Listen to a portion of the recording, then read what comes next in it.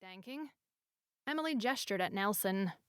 The operator was kneeling in front of the last man they had healed from the final noxious and necrotizing wounds Heka, the god of magic, had left on these poor people's flesh.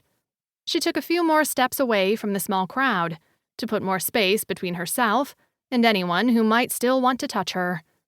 Emily watched all their reactions as Samsu effortlessly translated her words into Portuguese for these people to understand. Hopefully, he's not translating how fucking freaked out I am by all this, too. When the healed villagers finished listening to what she had to say, they gazed at her with warm smiles and nods. None of them were disappointed or put off by her brusque response to their gratitude. They took her comments to heart and turned their attention to Nelson.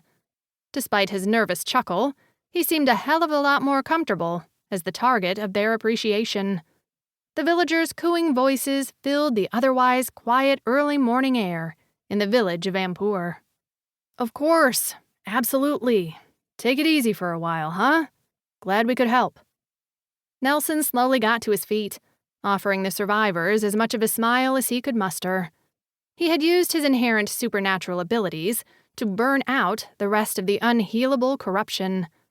Heka had magically seared it into these poor people's flesh before the heartless god of magic had left them all for dead. Samsu tried to keep up with the translations as best he could. The rest of the Prodigal Suns, plus the few Marajoara elders and shamans who'd accompanied them to Ampur, watched the whole thing in disbelief, relief, and amazement. The pervading heaviness of all the hard work ahead of them remained, even after a minor victory like this one. Finally, when it looked like Nelson couldn't take much more of the overly flattering attention, Samsu stepped in to take over. Anik, the leading shaman called. He waved forward the one resident who had escaped Heka's devastation last night in a desperate flight through uncharted parts of the Amazon. Anik had sought the Marajoara and the small American military unit to beg for their help. Come, please. Your people must hear from you as well.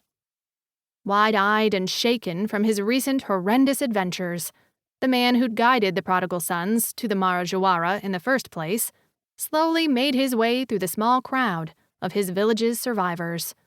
He joined Samsu in whatever discussion the shaman intended for them next.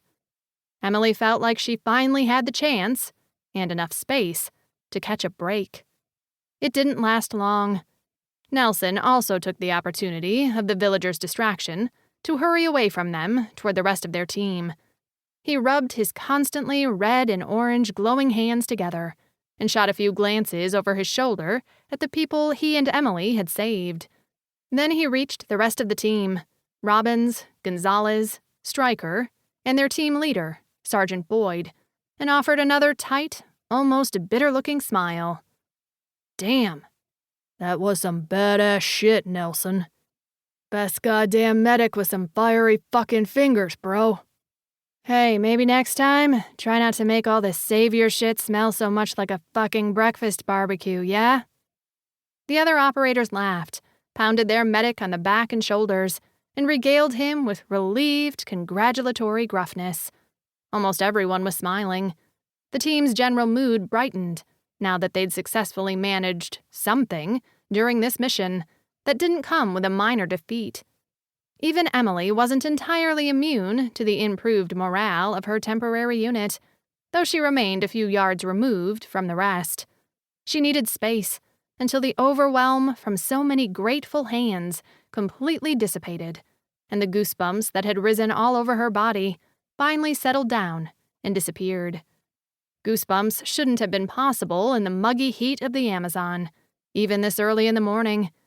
Feeling that woman's cold, dry fingers brushing against the side of her neck in gratitude and awed relief had done a number on her anyway.